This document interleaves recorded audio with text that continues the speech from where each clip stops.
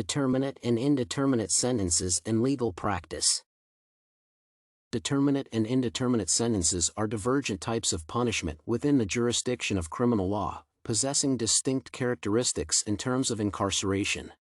A determinate sentence entails an explicit period of confinement, quantifiable in units of time such as 2 years. In contrast, an indeterminate sentence does not specify an exact duration of imprisonment, thereby remaining in force until the offender is eventually released.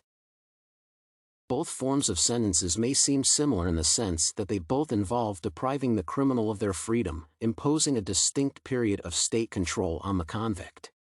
This period is endowed with certain conditions or restrictions, such as regular check-ins with parole officers, ensuring public safety and mitigating the probability of recidivism. The applicability of both sentences is based on their ability to prevent criminal activities, thereby upholding the sanctity of law and order. The first difference is that a determinate sentence has a specific length of punishment, while an indeterminate sentence remains nebulous, without any specific time frame. Moreover, determinate sentences are often imposed for less severe crimes, whereas indeterminate sentences are more frequently used for violent crimes or heinous offenses. For instance, a small thief may be given a determinate sentence of several months in jail, while an individual convicted of a serious assault or murder may be subjected to an indeterminate sentence, with the possibility of parole after a designated number of years.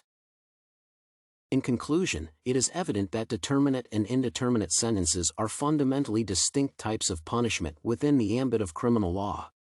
While both forms involve depriving the convict of their liberty, the exact period of imprisonment varies substantially. Determinate sentences are typically used for minor crimes, whereas indeterminate sentences are reserved for more severe offenses, such as violent crimes.